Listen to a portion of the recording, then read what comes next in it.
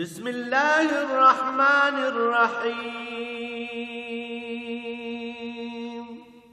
الرحمن علم القرآن.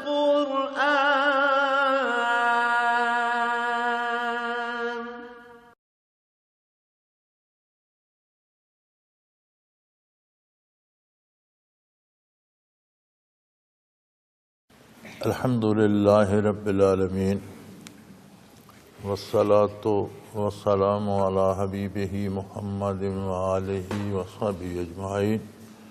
أعوذ بالله من الشيطان الرجيم. بسم الله الرحمن الرحيم.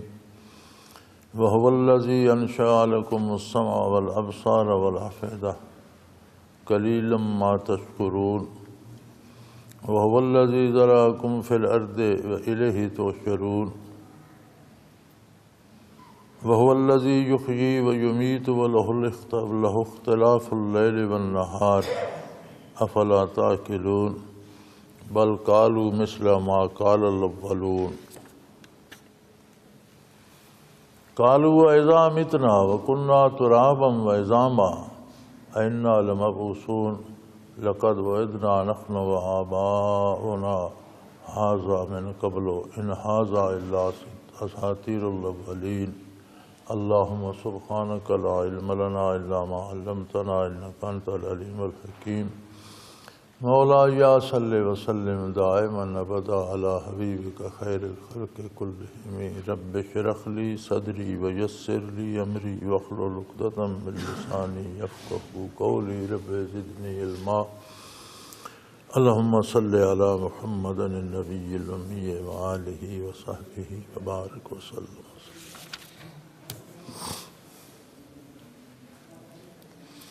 وهو الذي أنشأ لكم السمع والأبصار والأفئدة قليلا ما تشكرون. وہ کیسا عجیب کاریگر ہے اور کس قدر عالی شان اور ہر طرح سے پاک اور ہر چیز پہ قادر ہے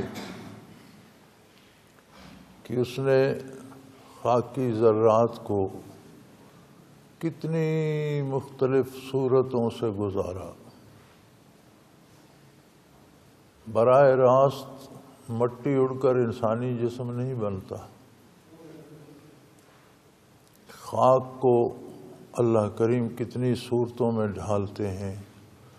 کہیں نباتات میں ہے، کہیں پھلوں میں ہے، کہیں جمادات میں ہے، کہیں حیوانوں میں ہے، کہیں پرندوں میں ہے.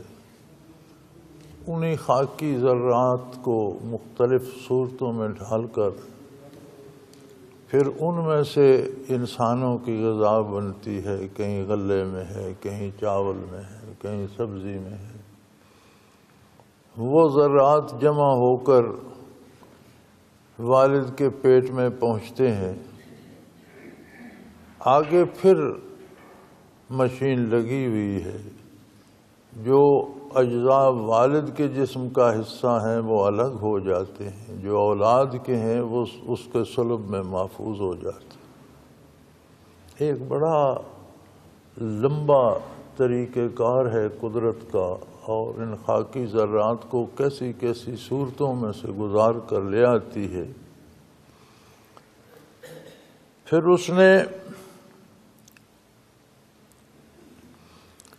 تمہارے لیے سماعت کا نظام بنا دیا. اتنا نازک نظام ہے سماعت کا. بڑا ہلکا سا نازک سا خفیف سا پردہ ہے کان میں. اس کے ساتھ جو آواز آ کر ٹکراتی ہے ایک سنسناہٹ پیدا کرتی ہے. پھر وہاں آگے ایک ٹیوب ہے جس میں کوئی پانی سا محلول سا ہوتا ہے. اس سے گزرتی ہوئی دماغ تک جاتی، برقی رو میں تبدیل ہو جاتی ہے، بجلی سی بن جاتی ہے، روشنیاں سی بن جاتی ہیں. پھر وہ دماغ کے مختلف حصوں پر وہ بجلی چمکتی ہے اور وہ حصے اس کو حل کرتے ہیں، اسے انالائز کر کے دماغ کو بتاتے ہیں، تب جا کر آدمی آواز سنتا ہے، تب آدمی کو احساس ہوتا ہے کہ یہ آواز آئی ہے، میں نے یہ لفظ سنا ہے، یہ آواز سنی۔ اور یہ اتنا نازک نظام ہے کہ کہیں اس ذرا سا ٹیوب میں خلل آ جائے، وہ کان کا وہ پردہ ذرا سا خراب ہو جائے تو سارا سسٹم بیٹھ جاتا ہے۔ لیکن 100 سال لوگ سنتے رہتے ہیں، 80 سال سنتے رہتے ہیں، اور وہ سارا، اور ذرا آواز یہاں سے ٹکرائی تو میری بات کرنے میں تو بڑی دیر لگی، وہ سارا حل ہو کر اسی وقت ذہن میں آ جاتی۔ یعنی بندے کو کوئی پتہ نہیں چلتا کہ آواز اگلے کے منہ سے نکلی اور میرے سننے میں کوئی دیر نہیں لگتی، لیکن اس ساری دیر میں وہ سارا پروسیس حل ہو جاتا۔ قرآن کریم دعوت دیتا ہے کہ اس کی صنعت پہ غور کرو۔ اسی لیے حضور اکرم صلی اللہ علیہ وسلم کا ارشاد ہے نا کہ علم کے 2 حصے ہیں، کل علم جو ہے اس کے 2 حصے ہیں، عقائد ایمانیات کا علم اور ابدان کا علم، سائنس، جدید علوم، یہ سب مسلمان کو جاننے چاہیے، اور یہ سب حصہ ہیں اس کی تربیت کا، اس کی وراثت ہے۔ تو فرمایا وہ ایسا کاریگر ہے جس نے اسی خاکی ذرات کو، انہی خاکی ذرات میں سے تمہارے جسم میں سماعت کی قوت پیدا کر دی، اور ہر بات سن سکتے ہو۔ والابصار، دیکھنے کی طاقت دے دی۔ دیکھا بھی صرف آنکھ سے نظر آنے سے فوراً سمجھ نہیں آتا، آنکھ بھی یہ جو شیشے عد سے آنکھ میں لگے یہ ایک نہیں ہے، یہ بے شمار ہیں، چھوٹے چھوٹے چھوٹے چھوٹے چھوٹے چھوٹے بہت سے ہیں، ہر چیز کا ہر زاویہ دیکھتے ہیں، پھر یہ بھی آگے منتقل کرتے ہیں دماغ کو، پھر دماغ اس کا تجزیہ کرتا ہے، تب ہمیں سمجھ آتی ہے کہ یہ بندہ ہے، یہ درخت ہے، یہ دیوار ہے۔ لیکن وہ سارا آنکھ کے پردے سے لے کر پورے دماغی تجزیے تک کوئی لمحہ نہیں لگتا، سارا پروسیس ایک لمحے میں، اس سے بھی کم تر، چونکہ ہم جیسے آنکھ کھولتے ہیں تو کہتے ہیں میں دیکھ رہا ہوں، کوئی وقفہ نہیں لگتا۔ تو ایسا کاریگر ہے کہ انہی ذرات سے تمہارے ہاتھ پاؤں بنے، انہی ذرات سے بازو ٹانگیں بنی، پیٹ معدہ جگر بنا، لیکن انہی ذرات سے سمع و بصارت بھی بنا دی۔ بصارت کیسی عجیب چیز ہے۔ والافئدہ، تمہارے اندر ایک حساس ترین دل بھی رکھ دیا۔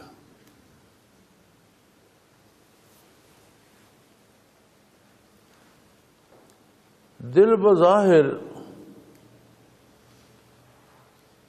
خون پہنچانے کی مشین ہے، سارے بدن میں خون بھیجتی ہے، پھر بدن سے واپس دل کا ایک حصہ باہر دھکیلتا ہے، ایک اندر کھینچتا ہے، 2 حصے ہیں دل کے،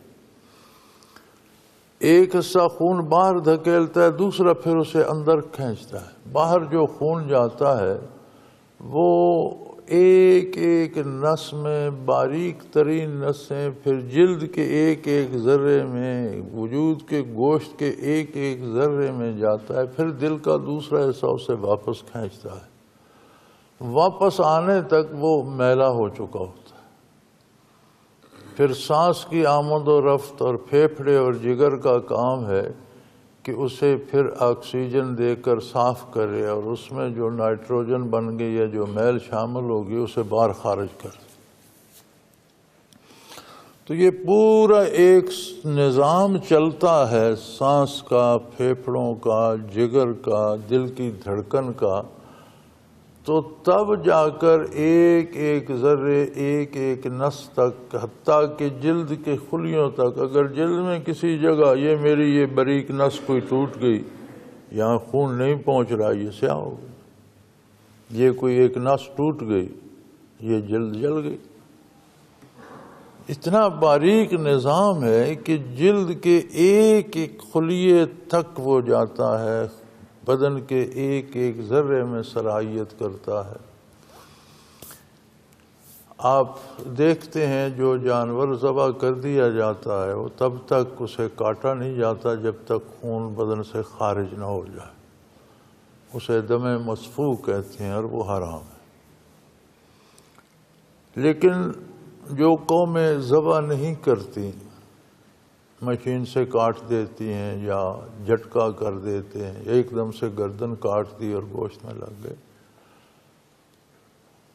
تو ذبح میں بھی یہ حکم ہے کہ گردن میں جو ایک تسمہ سا ہوتا ہے سفید سا، وہ نہ کاٹا جائے، کیونکہ اگر وہ کٹ جائے، حرام مغز ہوتا ہے، اگر وہ کٹ جائے تو دل کی دھڑکن رک جاتی ہے، سارا خون باہر نہیں جاتا۔ اس لیے ذبح کرنے میں بھی یہ خیال رکھنا چاہیے۔ بڑے جانور تو قصاب ذبح کرتے ہیں، تو پرندے وغیرہ تو ہم ذبح کرتے رہتے ہیں، گردن بالکل نہ کٹے یا یہ حرام مغز نہ کٹے، اس کا کٹنا مکروہ ہوتا ہے۔ جب تک حرام مغز رہتا ہے ایک حد تک دل میں دھڑکن رہتی ہے، جب تک دل میں دھڑکن ہوتی ہے خون باہر نکلتا رہتا ہے۔ اور آپ نے کبھی ذبح کے وقت جانور کو دیکھا ہو تو پتہ چلتا ہے دل کی دھڑکن کا، جب پیچھے سے دل پمپ کرتا ہے تو وہ فارا مارتا ہے۔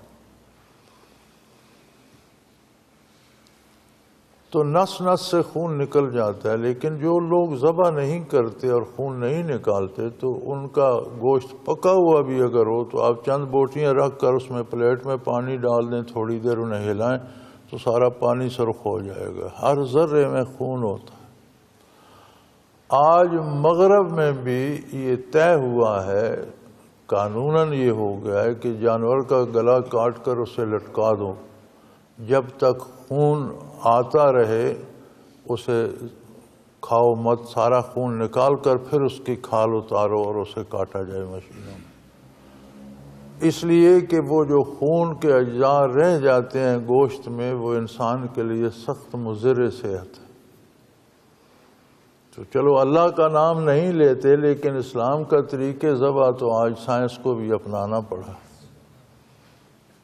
1450 سال دھکے کھانے کے بعد سائنس وہاں پہنچی جہاں آقا نامدار صلی اللہ علیہ وسلم نے مسلمانوں کو روز اول پہنچا دیا۔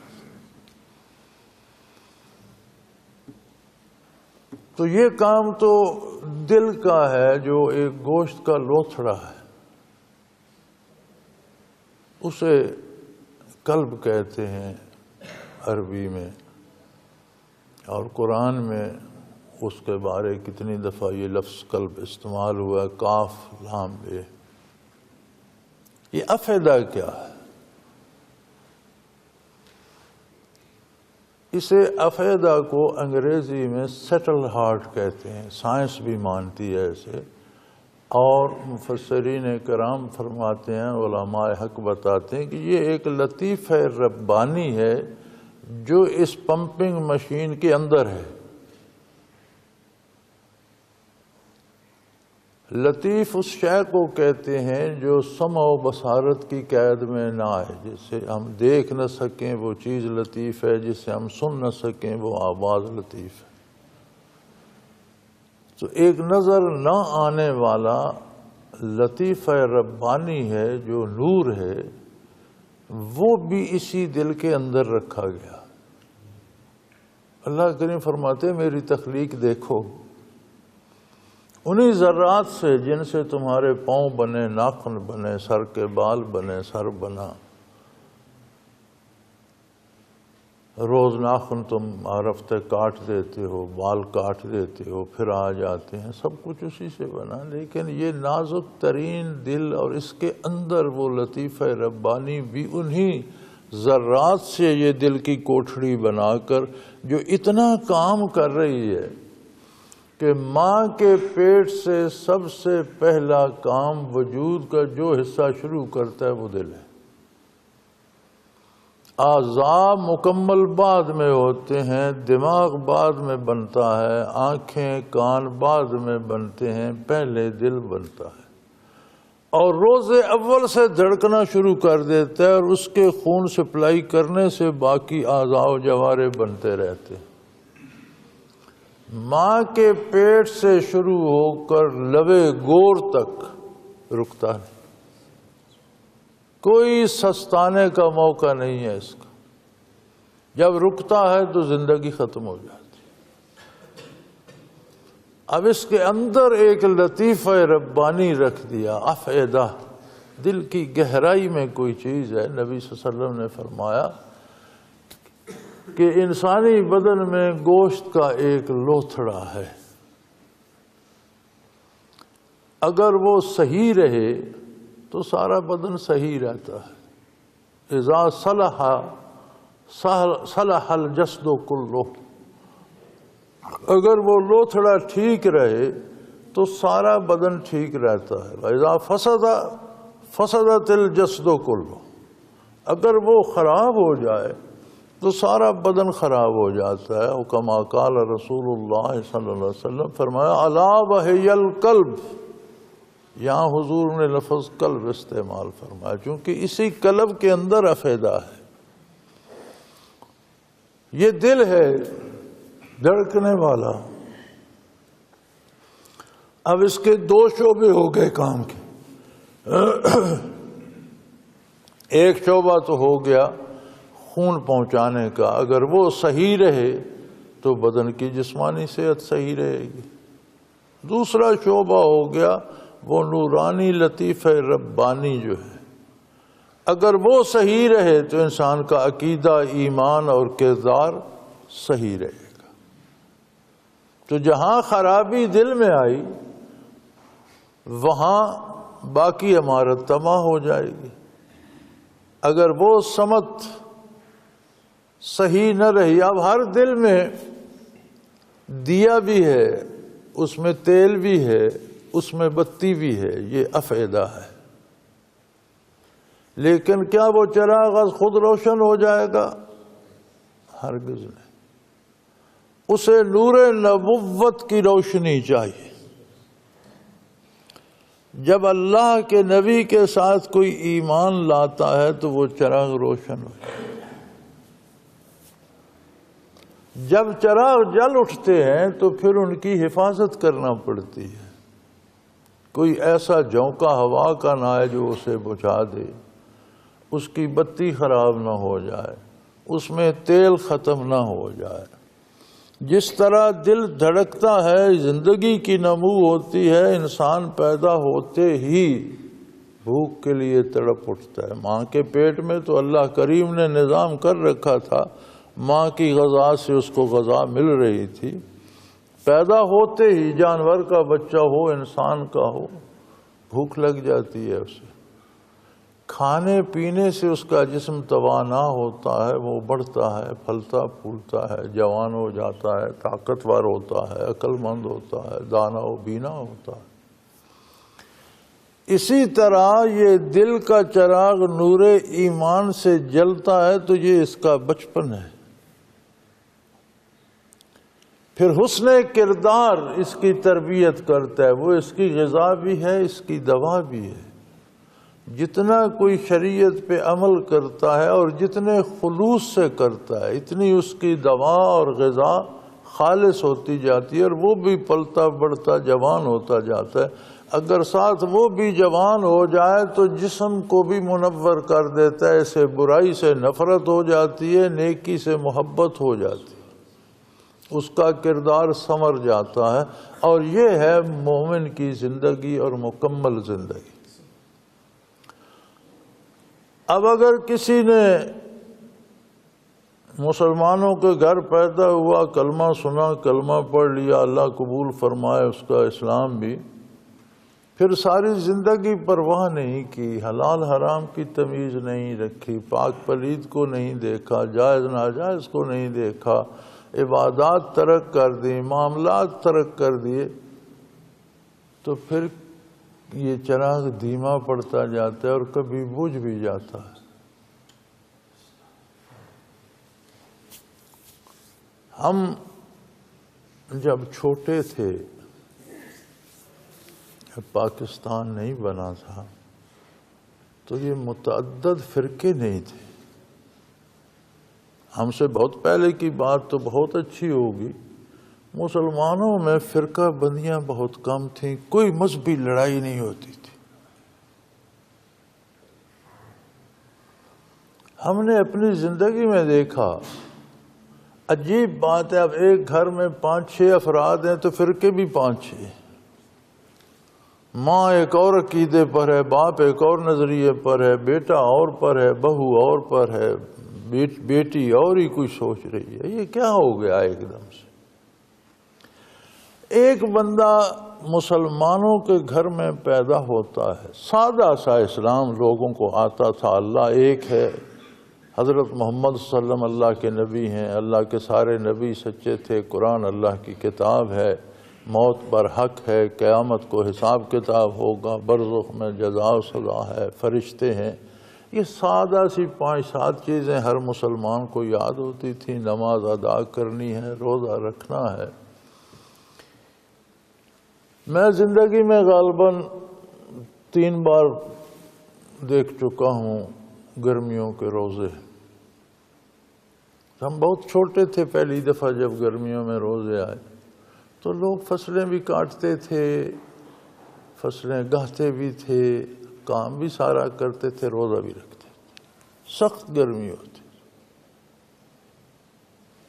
پھر دوسری دفعہ آئے، پھر بھی دیکھا، بظاہر روزہ کوئی نہیں چھوڑتا تھا، اگر کوئی نہیں بھی رکھتا تھا تو بڑا چوری چھپے کہیں اس نے پانی پی لیا، نہیں تو کام بھی کرتے تھے۔ اور اکثر کاشتکار رات کو فصلیں کاٹتے تھے، سحری روزہ بند کر کے شروع ہو گئے اور 8-9 بجے چھٹی کر دی، شام کو عشاء کے بعد شروع ہو گئے، جب چاند روشن ہو جاتا تھا تو راتوں کو کر لیتے تھے، لیکن روزہ رکھتے تھے، نمازیں پڑھتے۔ اب لوگ کچھ بھی نہیں کرتے، نہ نماز پڑھتے نہ روزہ رکھتے۔ جن ذمہ داروں کی ذمہ داری ہے وہ بھی اب مشینی دور آ گیا ہے، فصلیں مشینیں کاٹتی ہیں، بوتی مشینیں ہیں، انہیں صاف مشینیں کرتی ہیں، لیکن پھر بھی دین سے لوگ بیزار ہو گئے۔ ایک ایک گھر میں 10-10 عقیدے کیوں ہو گئے؟ اگر آپ کبھی بیٹھ کر غور کریں گے تو آپ کو سمجھ آئے گی کہ جس کا دیا بجھ جائے وہ کسی دوسری راہ پہ چل پڑا۔ ہمارے کھانے میں حلال نہیں رہا، حرام کھانا ایسا ہی ہے جیسے لطیفہ قلب کو زہر دینا۔ تھوڑا تھوڑا زہر بھی کسی کو دیتے رہنے سے انگریزی میں کہتے ہیں سلو پوائزننگ، آہستہ آہستہ تھوڑا تھوڑا زہر کھلاتے رہنا تو بالآخر وہ مر جاتا۔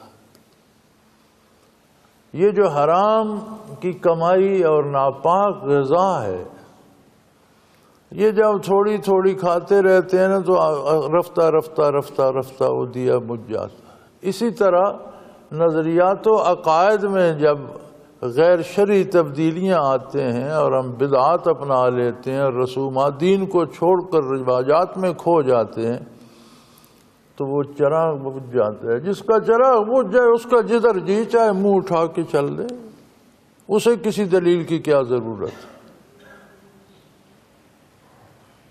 تو فرمایا وہ اللہ تو ایسا کاریگر ہے کہ اس نے تمہارے لیے کان بنائے، سننے کی قوت بنائی، ابصار دیکھنے کی طاقت عطا کی، اور سب سے بڑی بات افیدہ خانہ دل میں بھی ایک لطیفہ رکھ دیا۔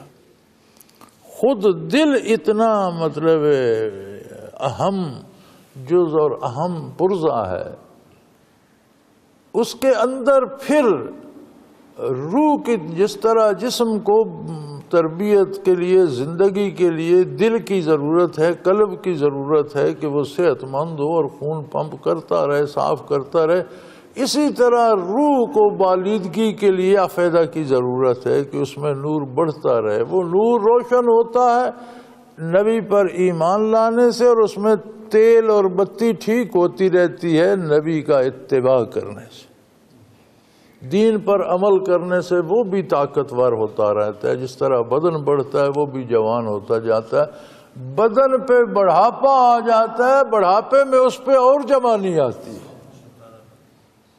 وہ اور طاقتور ہوتا جاتا ہے. قلیلا ما تشکرون، فرمایا میں نے تو یہ نعمتیں ساری اولاد آدم کو دی، لیکن بہت تھوڑے ہیں جو ان کا شکر ادا کرتے. میں نے تو ہر بندے میں تخلیقی طور پر یہ ساری نعمتیں سمو دی. حق تو یہ تھا کہ سارے سر بسجود رہتے اور شکر ادا کرتے رہتے، لیکن قلیلا ما تشکرون، بہت تھوڑے لوگ ہیں جو شکر ادا کرتے.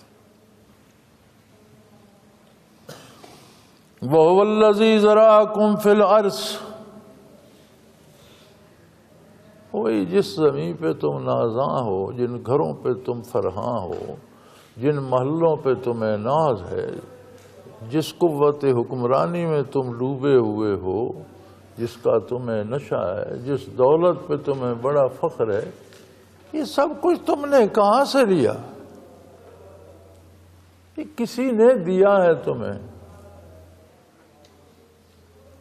وہ مالک جس نے تمہیں پیدا کیا اور اتنی خصوصیات عطا فرمائی، یہ هو الذی ذرأکم فی الارض، اس نے تمہیں زمین پر بسا دیا، اس نے تمہیں روئے زمین کو تمہارا گھر بنا دیا، اس پہ ایسا ماحول بنایا جس میں تم سانس لے سکو، جس میں تم زندہ رہ سکو، جس میں تم بس سکو.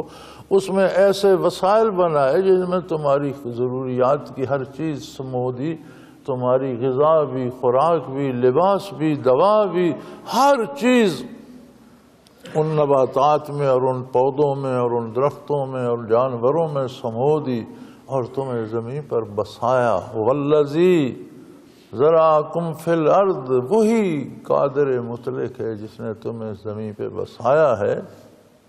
الیہ تحشرون، یہ مت بھولو تمہیں مڑ کر اس کی بارگاہ میں جانا ہے. زمین پر تمہیں ہمیشہ نہیں رہنا. انسان کا بنیادی طور پر گھر جنت میں، لیکن جنت جانے سے پہلے اسے دنیا میں بھیج دیا گیا. اتنا اللہ کریم نے نظام بنایا، اتنا ایک ایک ذرے میں پتہ نہیں کیا. کسی نے ایٹم دیکھا ہے؟ ایٹم کے اندر آگے منفی مثبت بجلی چل رہی ہے، الیکٹرانک اور نائٹرون اور پتہ نہیں کیا کیا. ان چھوٹے چھوٹے ایٹموں، ذرات اور چھوٹے چھوٹے خلیوں کو جوڑ کر ایک کائنات بنا دی، اس میں تمہیں بسا دیا. یہ بلا مقصد نہیں ہے، یہ تمہارا گھر نہیں ہے. اس نے تمہیں یہاں سے تمہارے گھر کا راستہ بتا دیا. وہ ہے نور ایمان کی روشنی میں اتباع نبوت پہ چل کر تمہیں اپنے گھر پہنچا. اب جو نور ایمان کی روشنی بھی چھوڑ دے، اتباع رسالت کا راستہ بھی چھوڑ دے، تو بھٹکتا پھرے. بھٹکنے والوں کے لیے دوزخ. دو ہی گھر ہیں، ہر بندے نے ایک میں پہنچنا ہے. زندگی ضائع کرو گے، بھٹکتے رہو گے، دھکے کھاتے دنیا میں بھی ذلیل رسوا ہوتے ہوئے جہنم میں جا گرو گے. زندگی کی قدر کرو گے، اللہ کی نعمتوں کی قدر کرو گے، اس کا شکر کرو گے، اس کی اطاعت کرو گے، اس کے نبی کے دامن سے وابستہ ہو جاؤ گے، اپنے گھر جنت میں بخیریت پہنچ جاؤ. وَهُوَ الَّذِي يُحْيِي وَيُمِيتُ وَلَهُ اخْتِلَافُ اللَّيْلِ وَالنَّهَارِ أَفَلَا تَعْقِلُونَ. تم میں اتنی عقل بھی نہیں ہے، تم نہیں دیکھتے کون حیات دیتا ہے، زندگی کون دیتا ہے، کون موت دے دیتا. اگر اتباع حکیم دانشور سائنٹسٹ زندگی دیتے تو پھر موت کو بھی ٹال سکتے. اگر یہ موت دے سکتے تو کوئی پیدا ہی نہ ہوتا، روک دیتے. کتنا عرصہ ہو گیا ہے خاندانی منصوبہ بندی والوں کو ٹیکے لگاتے، گولیاں دیتے، ہیلے کرتے. کیا لوگوں کی پیدائش رک گئی ہے؟ حکمرانوں کے بھی بڑے بڑے تماشے ہوتے ہیں. مجھے یاد ہے جنرل ایوب صاحب کا جب مارشل لا چل رہا تھا تو انہوں نے کسی نے بتایا ہوگا وہ کون سے بکریاں چراتے تھے، کسی نے بتایا ہوگا یہ بکری جو ہے یہ بڑی جنگل کی دشمن ہے اور جو درخت یہ کھا لیتی ہے نا وہ جل جاتا ہے بالکل. سرکار نے حکم دے دیا جی ملک سے بکریاں ختم کر. کیا شاہانہ انداز ہے. اللہ کی مخلوق ہے، اللہ چاہے گا تو ختم ہو جائے گی، نہیں چاہے گا تو کیسے ہوگی. یہاں غریب لوگوں کے ریوڑ دھر لیے پولیس والوں نے کہ تم نے ذبح نہیں کرائیں تو بکریاں تھانے جائیں گے. بڑے بڑے تماشے ہوئے. جنرل صاحب کا تو اب نام ہی رہ گیا ہے، بکریاں تو ابھی بڑھ رہی ہیں. مارشل لا ایڈمنسٹریٹر تھے، مختار کل تھے پورے ملک کے، لیکن ایک بکری کی نسل ان سے ختم نہیں ہو سکی. جو چیز اللہ پاک پیدا فرماتا ہے اسے کون ختم کرے. تو انسانوں کی حیات پہ بھی اگر کوئی اور قابض ہوتا تو شاید وہ کہہ دیتا کہ یہ جو میری فریق ہے یہ تو زندہ رہے، مخالف فریق ساری کی زندگی ختم ہو جائے. کبھی ہوئی ہے؟ فرمایا تم جانتے ہو کہ وہی اللہ ہے جو زندگی دیتا ہے اور وہی وحد لا شریک ہے جو موت دیتا ہے،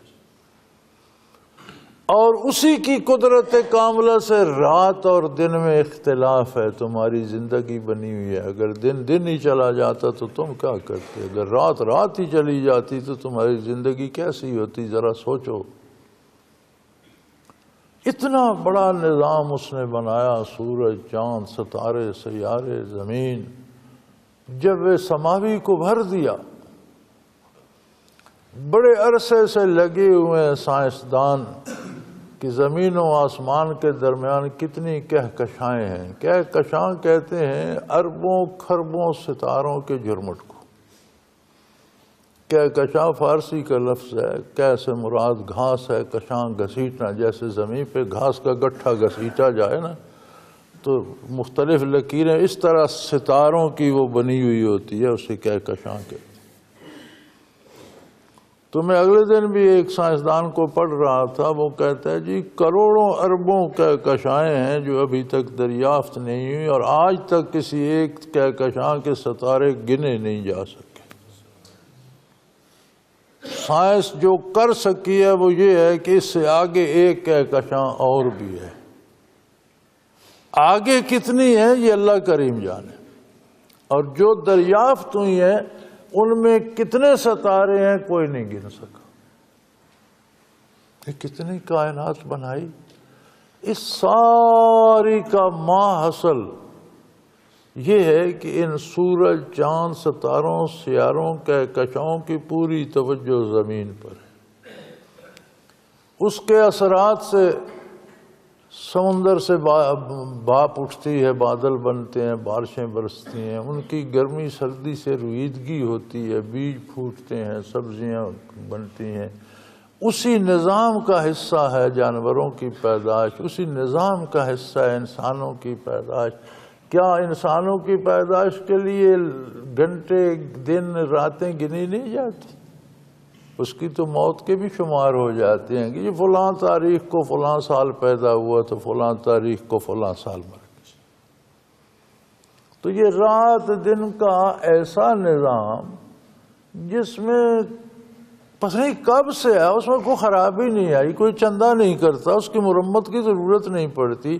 نہ دن میں تیل کی ضرورت پڑتی ہے کہ سورج کا تیل کم پڑ گیا اس پر سرچارج لگا دو، اس کا بل بھیج دو. جس نے روشنی، کوئی پوچھنے والا ہی نہیں. ہوا ایسے چل رہی ہے جس کی کوئی قیمت ہی نہیں ہے، اور ایک ایک جھونکے پہ کھربوں زندگیاں وابستہ ہیں، نہ صرف انسان کی، حیوانات کی، نباتات کی، کیڑے مکوڑوں کی۔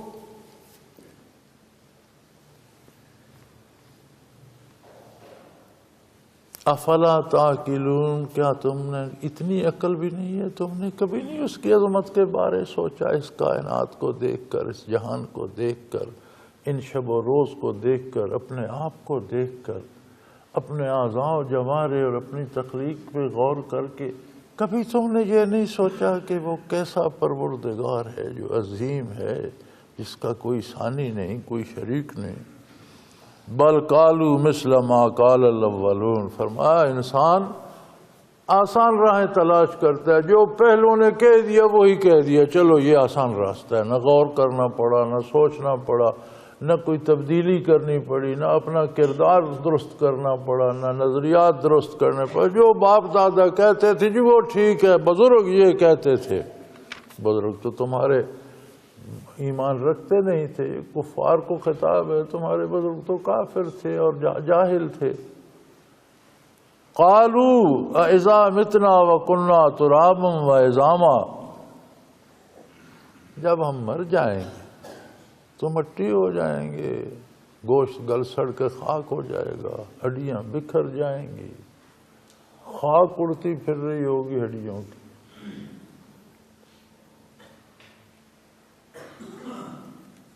اِنَّا لَمَبْعُوثُونَ، کیا پھر ہم زندہ ہو جائیں گے؟ یعنی ان کے لیے یہ عجیب بات۔ فرمایا روز تمہارے سامنے اسی خاک سے ہزاروں لاکھوں کروڑوں گھاس کے تنکے سرسبز نکلتے ہیں، کہاں سے آتے؟ یہ درختوں کے پتے جھڑ جاتے ہیں خزاں میں، بہار آتی ہے، پھر اسی مٹی سے اس سے اور زیادہ پتے نکل آتے ہیں۔ کون بناتا ہے؟ یہ تمہارے سامنے پورے نظام میں شکست و خیست بھی ہے اور تولید و ولادت بھی ہے۔ انسان مر رہے ہیں، پیدا ہو رہے ہیں، جو پیدا ہو رہے ہیں وہ بھی مٹی سے ہیں، جو مر رہے ہیں وہ بھی مٹی میں جا رہے ہیں، لیکن اس پر سوچتے نہیں۔ جو پہلے کافروں نے کہہ دیا نا وہ دہرا دیتے ہیں، یہ آسان سا راستہ ہے، اور کہتے ہیں چھوڑو جی بزرگ جو ہمارے باپ دادا کہتے تھے وہ ٹھیک ہے، وہ کہتے تھے جب مر جائیں گے خاک میں مل جائیں گے، ہڈیاں بکھر جائیں گے، اِنَّا لَمَبْعُوثُونَ، کیا پھر ہم زندہ ہو جائیں گے؟ لَقَدْ وَعِدْنَا نَحْنُ وَآبَاؤُنَا هَٰذَا مِن قَبْلُ، اس سے پہلے بھی ہمیں بھی اور ہمارے باپ دادا کو بھی یہ کہا گیا کہ تمہیں دوبارہ زندہ کیا ہے۔ کب سے لوگ مر رہے ہیں جی، زندہ ہوا تو کوئی نہیں، مڑ کے آیا تو کوئی نہیں، کسی نے دیکھا ہے کوئی واپس آیا ہے؟ ان ھذا الا اساطیر الاولین، یہ محض قصے کہانیوں کی بات ہے جو پرانے زمانے کے لوگوں نے قصے کہانیاں جوڑے تھے، انہیں یہ دہراتے رہتے۔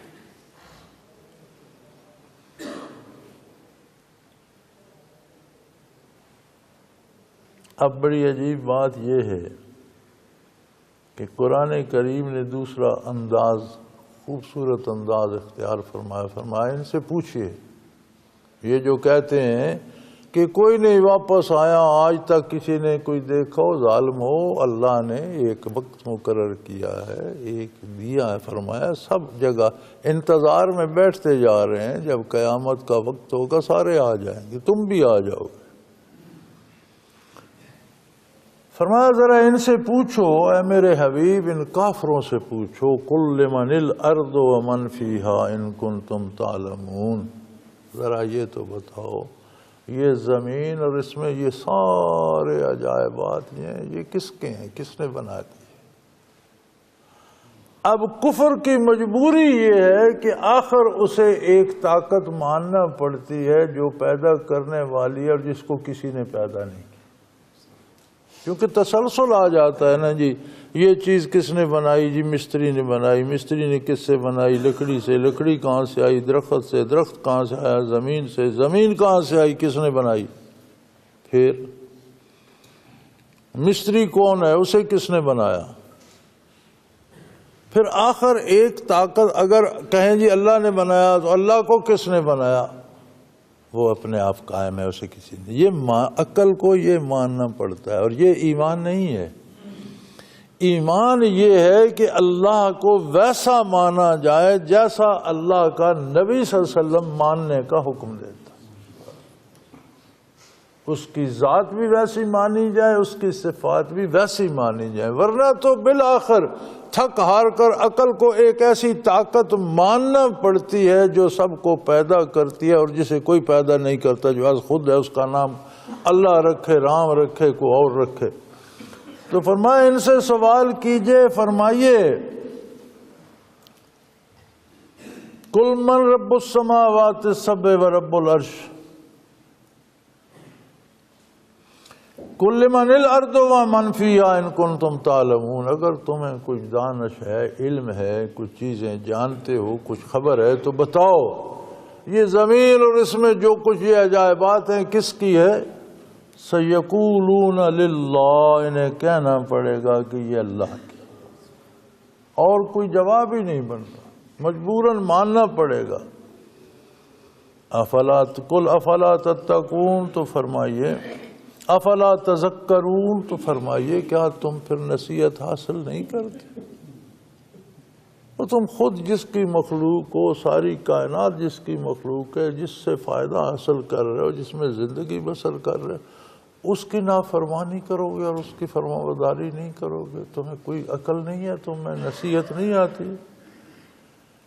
قل من رب السماوات السبع و رب العرش العظیم، ان سے ایک اور سوال کیجیے کہ یہ تم 7 آسمانوں کے قائل ہو، اور آسمانوں میں پھر ایک الگ حیات ہے، وہاں کی ایک الگ مخلوق ہے، ان کا کھانا پینا الگ طرح کا ہے، ان کی صحت بیماری کچھ اور سی ہے، ہم سے کوئی ہر طرح سے وہ الگ سی کوئی نوری مخلوق ہے آسمانوں پر، وہ کیا کرتی ہے، کیا ہوتا ہے، کیا کیا نظام ہے، ان سب کا رب، ان سب کا بنانے والا، ان سب کو قائم رکھنے والا، اس سارے نظام کو چلانے والا کون ہے؟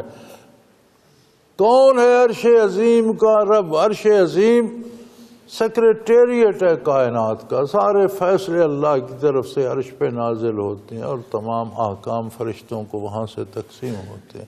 تو سارے نظام کا مرکز جو ہے، اس کے بنانے، اس کے چلانے والا خالق مطلق، قادر مطلق کون ہے؟ سیقولون للہ، انہیں کہنا پڑے گا کہ اللہ ہی ہے، وہی واحد لا شریک ہے، ہر چیز کا خالق بھی ہے، مالک بھی ہے، رب ہے ہر ایک کا۔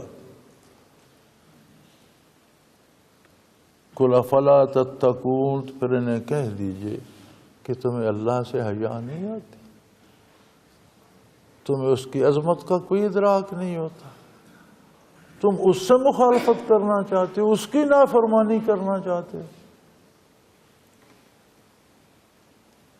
قل من بیدہ ملکوت کل شیء وہو یجیر ولا یجار علیہ ان کنتم تعلمون۔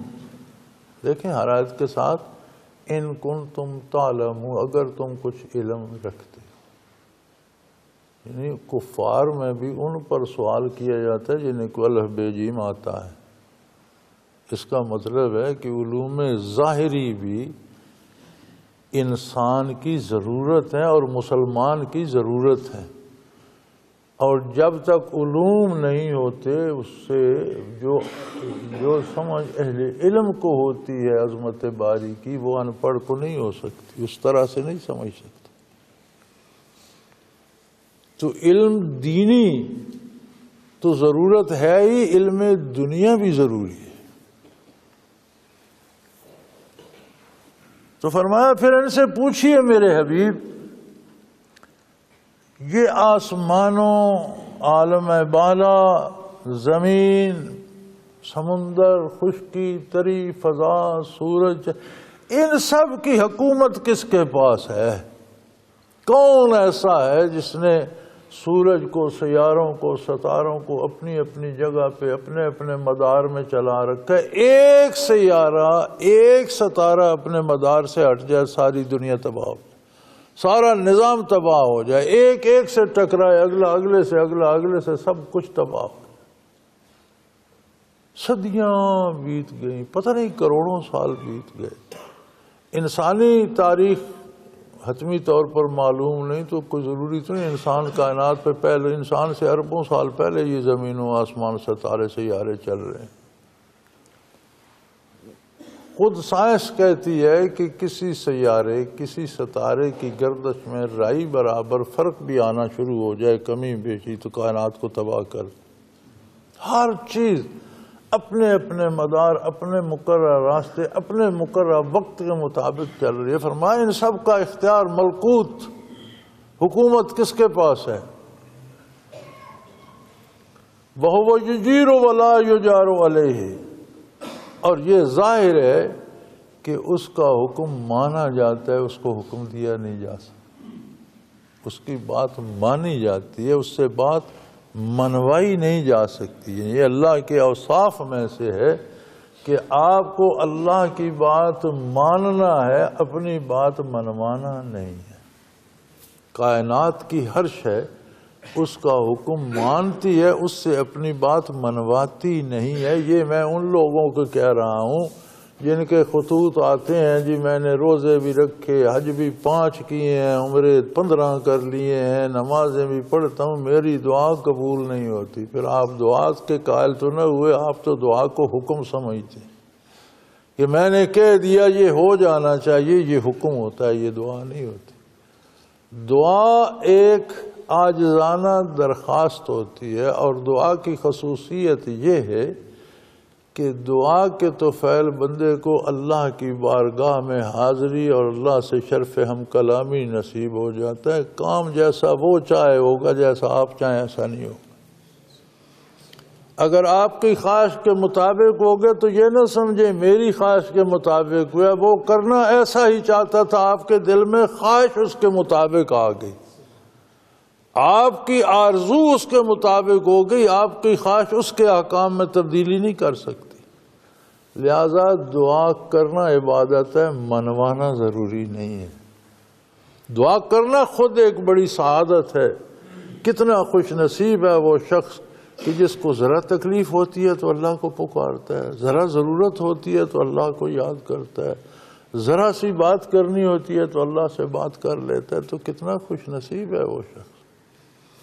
تو فرمایا وہ ذات ایسی ہے جس کے حکم مانے جاتے ہیں، جس کو حکم دیا نہیں جاتا۔ کائنات کا ذرہ ذرہ اس کے حکم کا تابع دار ہے، اس پر حکم چلا نہیں سکتا۔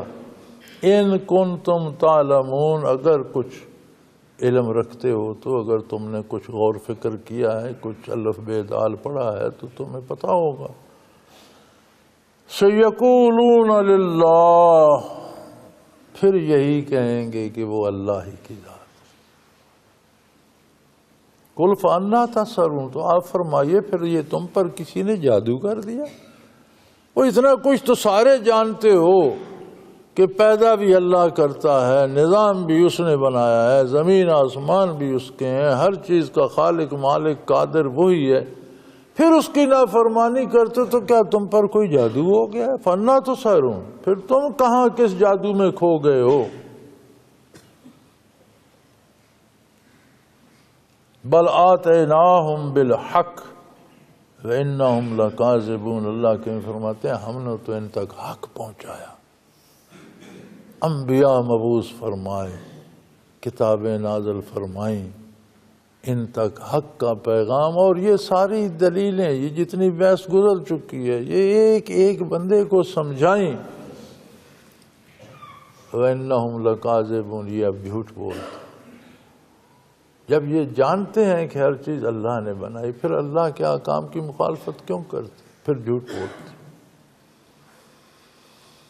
اور جھوٹ کیا بولتے ہیں؟ کبھی اللہ کسی کو اللہ کا بیٹا بنا لیتے ہیں، کبھی فرشتوں کو اللہ کی بیٹیاں بنا لیتے ہیں، کبھی کسی کو اللہ کی صفات میں شریک کر لیتے ہیں۔ یہ صحت دیتا ہے جی، یہ بیماریاں دور کرتا ہے جی، یہاں جاؤ تو روزگار مل جاتا ہے، جس کے وہاں جاؤ تو سلام کرو تو فلاں خانقاہ پہ جاؤ، فلاں بت پہ جاؤ تو وہ اولاد ہو جائے۔ یار اللہ نے کام کرنے ہیں، اللہ کے نیک بندے اس لیے ہوتے ہیں کہ ہمیں وہ اللہ سے ملا دیں. کسی نیک کے پاس جاؤ تو وہاں مزید اللہ کو یاد کرو، اپنی اصلاح کرو. اللہ کے نیک بندے، کسی بندے کی یہ ذمہ داری نہیں ہے کہ روزی کسی کو کہاں پہنچائے گا اور اس کی اولاد ہوگی یا نہیں. یہ بندوں کی ذمہ داری نہیں ہے، اس کی ذمہ داری ہے اللہ کا. اللہ کے نیک بندوں کے پاس نیکی سیکھنے کے لیے جانا چاہیے. تو فرمایا یہ جھوٹ بولتے ہیں، متخذ اللہ من ولد، اللہ کا کوئی بیٹا نہیں ہے، وہ پاک ہے ان چیزوں سے، وہ بالا تر ہے. یہ مخلوق کی اوصاف ہے. انسان کا بیٹا انسان ہوتا ہے، پرندے کا بچہ پرندہ ہوتا ہے، حیوان کا بیٹا حیوان ہوتا ہے. اللہ کا بیٹا ہوتا تو وہ بھی اللہ ہی ہوتا. پھر اللہ واحد لا شریک نہ ہوتا. اولاد والد کی جنس سے ہوتی ہے. اللہ کا بیٹا ہوتا تو وہ بھی اللہ ہی ہوتا، جو ممکن نہیں ہے. کائنات میں وہ واحد ہے، لا شریک ہے. کائنات اس کی تخلیق ہے، وہ اس کا واحد مالک ہے، بنا رہا ہے، چلا رہا ہے.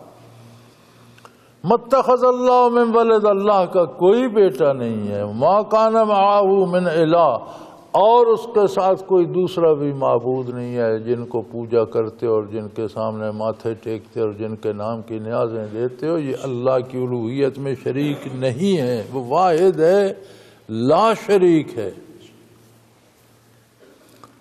اور اگر کئی الہ ہوتے، کئی معبود ہوتے، کوئی صحت دینے والا ہوتا، کوئی عمر دینے والا ہوتا، کوئی روزی دینے والا ہوتا، کوئی اور بارش برسانے والا ہوتا، کوئی اور فصل اگانے والا ہوتا، تو روز تماشا بنا ہوتا. لَذَهَبَ كُلُّ إِلَٰهٍ بِمَا خَلَقَ وَلَعَلَىٰ بَعْضُهُمْ عَلَىٰ بَعْضٍ. ہر کوئی اپنی اپنی تخلیق الگ کر لیتا اور ایک دوسرے پر چڑھ دوڑتے. فصل بجانے والا کہتا میں فصل اگا رہا ہوں، بارش والا کہتا میں بارش نہیں برساتا. جب وہ اگا کے دیکھ لو، اپنا اپنا کام ہے نا جی. وہ کہتا بارش میں برساتا ہوں، معتبر تم بنے ہو، میں نہیں برساتا. جب اگا کے دیکھ لو. زندگی دینے والا کو اور ہوتا، موت دینے والا اور ہوتا. زندگی دینے والا کہتا میں اسے زندگی دے رہا ہوں، وہ کہتا میں اس کی زندگی چھین رہا ہوں. تو یہ تو ایک دوسرے پر چڑھ دوڑتے، یہ تو چیزیں ایک دوسرے سے اوور لیپ کر جاتی، یہ تو نظام کائنات تباہ ہو جاتا.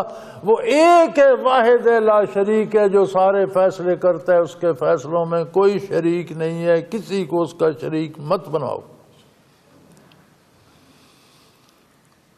وما کان معہ من الہ، اس کے ساتھ دوسرا کوئی عبادت کا مستحق نہیں ہے. اذ ذهب كل الہ بما خلق وعلی بعضهم علی بعض. اگر ایسا ہوتا تو ہر کوئی اپنی اپنی مخلوق لے کر الگ ہو جاتا، یا ایک دوسرے پر چڑھ دوڑتے اور تماشا بن جاتا. سبحان اللہ عما یصفون، اللہ پاک ہے ان چیزوں سے جو تم اپنی عقل سے جوڑ کر اس کی طرف منسوب کرتے رہتے. اللہ کو تلاش کرنا ہے تو اللہ کے نبی کی تعلیمات کے مطابق اللہ کی ذات کو مانو، اس کی صفات کو مانو. اللہ کی عبادت ویسے ہوگی جیسے اللہ کے نبی نے ارشاد فرمائی ہے. میں آپ یا کوئی اور راستے میں کوئی بات بنا دے کہ یہ عبادت ہے، وہ نہیں ہوگی. میں کھیوڑے میں گیا، کچھ عرصہ رہا وہاں 2-4 مہینے. وہ ایک الگ کہانی ہے. تو وہاں ایک کھیوڑے پہاڑی کے دامن میں ایک آبادی ہے. اس ساری آبادی کا نام ایک بنگلہ ہے. شاید کسی امیر آدمی نے، کیونکہ کھیوڑے بہت زیادہ گرمی ہوتی ہے، دامن کوہ میں ہے اور سرخ چٹانیں ہیں ریت کی، تو بڑی تپتی ہیں، گرمی ہوتی. تو وہ پہاڑ ہے بڑا ساتھ اونچا، تو نصف میں تھوڑی سی میدانی جگہ ہے جو کھیڑ والوں کی ملکی ہے. وہاں کسی نے کوئی بنگلہ بنایا ہوگا امیر آدمی نے گرمیوں میں رہنے کے لیے. آہستہ آہستہ غریبوں نے بھی ساتھ گھر بنا لی، تو وہ پورا ایک گاؤں بن گیا جو گرمیوں میں تو سارا آباد ہو جاتا تھا. اور پھر کچھ لوگوں کے پاس، جن کے پاس اتنے پیسے نہیں تھے کہ نیچے بھی گھر ہو، اوپر بھی، انہوں نے اوپر ہی رہنا شروع، آبادی بن گئی. اسے اب بھی شاید بنگلہ ہی کہتے ہوں گے. تو وہاں ایک مولوی صاحب تھے. اس زمانے میں روپیہ بڑا وزن نہیں ہوتا تھا. بہت بھاری روپیہ ہوتا تھا. آج کل تو کوئی روپیہ گداگر بھی نہیں لیتا، تو اس زمانے میں روپے کی قیمت ہوتی تھی. تو وہ 2 روپے فی کس لیتے تھے اور حج پڑھا دیا کرتے تھے یہی بنگلے میں. مجھے بڑی حیرت ہوئی، میں نے کہا یار کون سا حج، یہ کیسے پڑھا؟ تو انہوں نے کہا جی کیا حج پڑھانا ہے، جو 2 روپے دیتا جائے وہ مسجد میں بیٹھتا جائے، مولوی صاحب کے 25-30 ہو جائیں تو ان کو 2 نفل پڑھا دیتے ہیں اور کہتے ہیں جا تیرا حج ہو. اس طرح عبادات نہیں ہوں گی. یہ بنگلے والا حج حج نہیں ہوگا، ویسا ہی ہوگا جیسا محمد الرسول نے تعلیم فرمائی. ہماری عجیب کمزوری یہ ہے، ہمیں جب کوئی رواج یا رسم بتاتا ہے تو ہم دلیل نہیں پوچھتے، اور کسی کو شریعت کا حکم بتاؤ تو کہتے ہیں کہاں لکھا ہے، اس کی کیا دلیل ہے.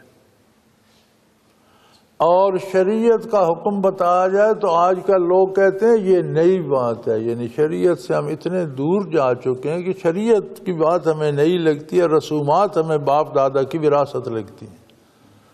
رسومات سے بچو اور خالص شریعت محمد الرسول اللہ پر عمل کرو. یاد رکھو یہ چھوٹی چھوٹی رسومات فرائض واجبات کو لے ڈوبتی ہیں اور عقائد و نظریات کو لے ڈوبتی. تو فرمایا اگر بہت سے معبود ہوتے تو مخلوق کے بہت سے خالق مالک ہوتے، ہر کوئی اپنی مخلوق الگ لیے فوج بنائے کھڑا ہوتا، ایک دوسرے پر چڑھ دوڑتے. سبحان اللہ عما یصفون، اللہ ان باتوں سے پاک ہے جو تم گھڑ کر جوڑ لیتے ہو، ان سے بالا تر ہے. عالم الغیب والشہادہ، ہر چیز کو جسے تم غیب سمجھتے ہو اس کے سامنے وہ بھی حاضر ہے، جو تم حاضر سمجھتے ہو اس کے سامنے وہ بھی حاضر. تمام ظاہر اور چھپے سارے بھیدوں کو، ساری چیزوں کو، ساری باتوں کو وہ جانتا ہے. فتعالی عما یشرکون، اس کی ذات بہت بلند ہے. جو لوگ اس کی ذات یا اس کی صفات میں شرک کرتے ہیں، جھوٹ بولتے ہیں، غلط کہتے ہیں، اس کی ذات اتنی اعلیٰ و بلند ہے کہ کوئی اس کا شریک ہو سکتا ہی نہیں. یہ ممکنات میں سے نہیں ہے کہ کوئی اس کی ذات یا اس کی صفات میں شریک ہو سکے. وآخر دعوانا ان الحمدللہ رب العالمین. اللہ اللہ اللہ اللہ اللہ اللہ اللہ اللہ. حضرت امیر محمد اکرم آوان مد ظلہ العالی دارالعرفان منارہ ضلع چکوال میں سالہ سال سے قرآن و حدیث کے اوپر خطابات کر رہے ہیں اور سلسلہ نقشبندیہ اویسیہ کے مطابق لوگوں کو ذکر الہی کی تربیت دے رہے ہیں. وہ قرآن پاک کی تفسیر ترتیب وار بیان کر رہے ہیں. تفسیر قرآن کو وہ موجودہ ملکی اور بین الاقوامی حالات کے مطابق بیان کرتے ہیں. موٹر وے سے کلر کہار کے انٹرچینج سے نکلتے ہوئے کلر کہار کی جھیل سے ہوتے ہوئے میانی، بوچھال اور نور پور سے گزرتے ہوئے دارالعرفان منارہ پہنچ سکتے ہیں. حضرت امیر محمد اکرم آوان نے بچیوں اور بچوں کی دینی اور دنیاوی تعلیم کے لیے سقارہ اکیڈمی کے نام سے ایک درسگاہ بھی قائم کی ہے، جس کا افتتاح ملک پاکستان کے صدر جنرل محمد ضیاء الحق نے اپنے دست مبارک سے کیا تھا. وہ تمام احباب جو اسلام کی طلب رکھتے ہیں ان سے گزارش ہے کہ دارالعرفان منارہ ضلع چکوال میں امیر محمد اکرم آوان صاحب کے خطابات سے مستفید ہوں. وہ ہر جمعے کو نماز سے پہلے بیان فرماتے ہیں. ہر ماہ کی پہلی اتوار کو ماہانہ اجتماع ہوتا ہے جس میں آپ خصوصی خطاب فرماتے ہیں اور پاکستان کے چاروں صوبوں سے احباب اس اجتماع میں شرکت کرتے ہیں. اس کے علاوہ یہاں سال میں 2 مرکزی اجتماعات بھی ہوتے ہیں، ایک رمضان المبارک میں اعتکاف کا اجتماع اور دوسرا جولائی اور اگست میں 40 دن کا اجتماع ہوتا ہے جس میں روحانی تربیت کی جاتی ہے. اپنا خون سیماب دے کر اتنا ہم کر جائیں گے، نام آقا کا چمن میں پھر رقم کر جائیں گے.